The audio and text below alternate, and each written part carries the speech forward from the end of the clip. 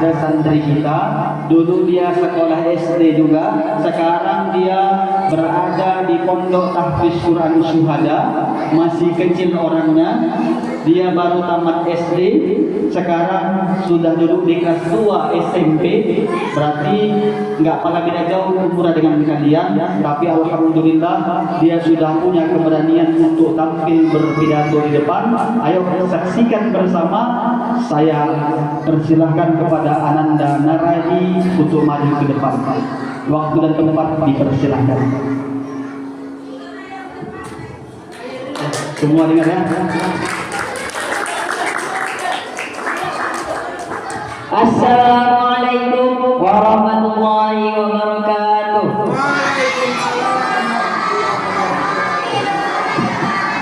Alhamdulillahirabbil alamin, wassalatu wassalamu ala asyrofil anbiya'i wal mursalin wa ala alihi wa sahbihi ajmain. Yang pertama-tama dan yang paling utama, marilah kita panjat pujikan kehadiran Allah Subhanahu wa taala yang telah memberikan kita nikmat iman dan nikmat sehat. Shalawat serangkaikan salam, tak lupa pula kita sanjung sajikan keharibaan Nabi kita Muhammad sallallahu alaihi wasallam. Gak ada yang jawab? Sallallahu alaihi wasallam, yang telah membawa kita dari zaman Islamiyah, dari zaman jahiliyah menuju zaman Islamiyah, dari zaman kebodohan menuju zaman yang berilmu pengetahuan. Tak panjang-panjang mukadimah kita tak panjang-panjang mukadimah saya hari ini. Langsung saja saya masuk ke judul pidato saya yang berjudul Makanan dan Minuman Haram.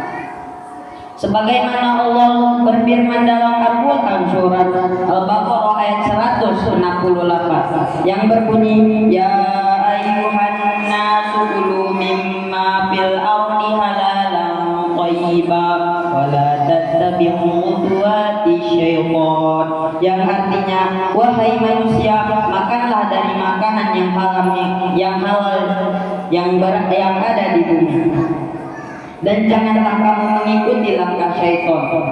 Mengapa Allah mengharamkan makanan yang haram untuk kita manusia? Ada yang tahu? Ada yang tahu nggak jenis-jenis makanan haram? Apa? Kata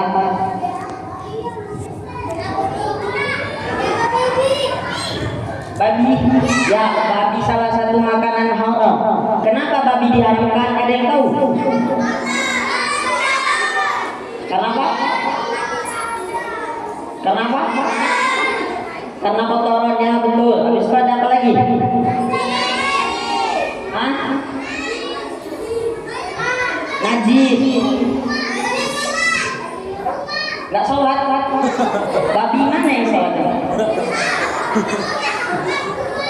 Kuman, ya kuman. Satu lagi ada zat yang bernama cacing pita.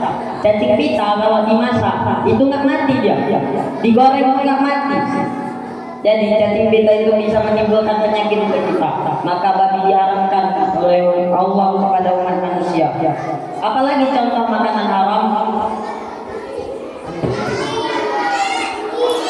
Anjing, monyet, harimau, kerbau.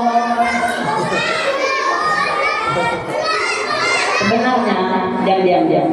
Sebenarnya makanan haram bisa kita makan. Kayak mana caranya? Cacingnya dibuang. Kayak mana caranya? Caranya gini.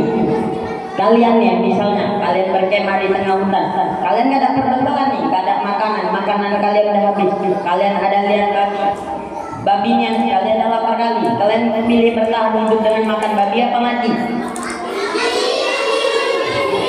Kok mati? Ya makan babi, betul. Allah membolehkan kita memakan makanan haram apabila kita tidak ada bekal. Jika kita sedang lapar di tengah hutan atau sedang bertahan. Contoh makanan haram, minuman haram Apa contoh minuman haram? Ya, kenapa alkohol? Kenapa alkohol haram?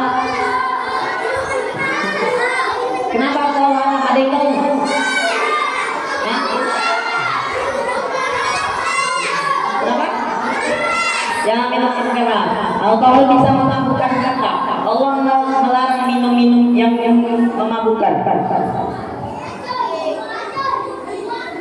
Makanan haram bisa terbagi menjadi dua. Ada yang tahu juga? Ada. Nih abang kasih tahu ya. Makanan haram satu udah aku sebutkan tadi karena zat di dalam tubuh badan di dalam makanan itu sendiri.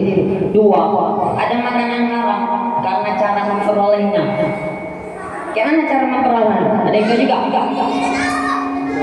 Nah, mencuri itu sama dari nyolong sawit makanan.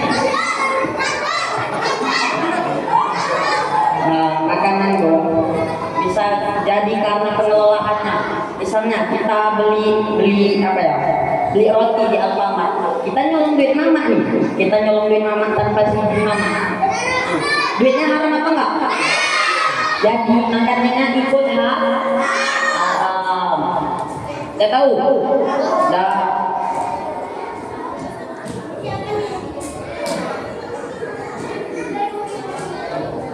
Ada yang tahu lagi jenis makanan haram? Apa?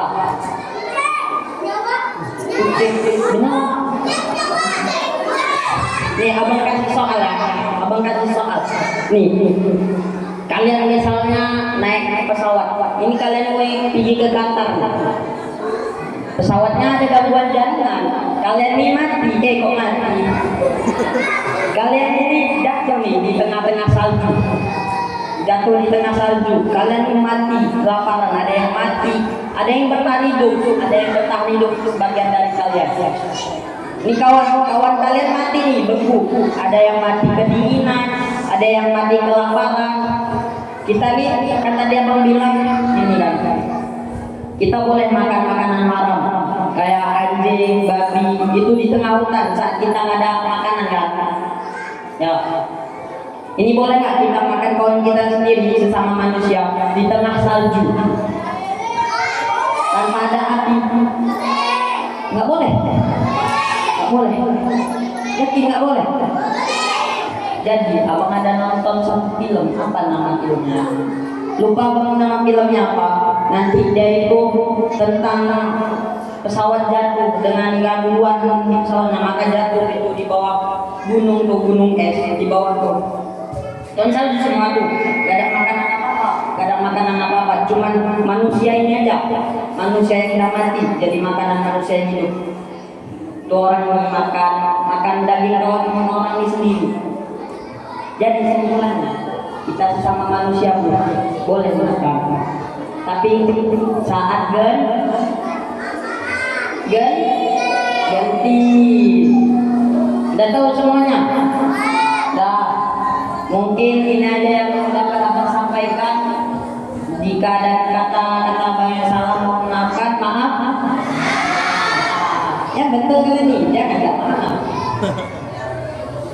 Maafkan. Maaf. Oke, sekian saja dari abang. Assalamualaikum warahmatullahi wabarakatuh.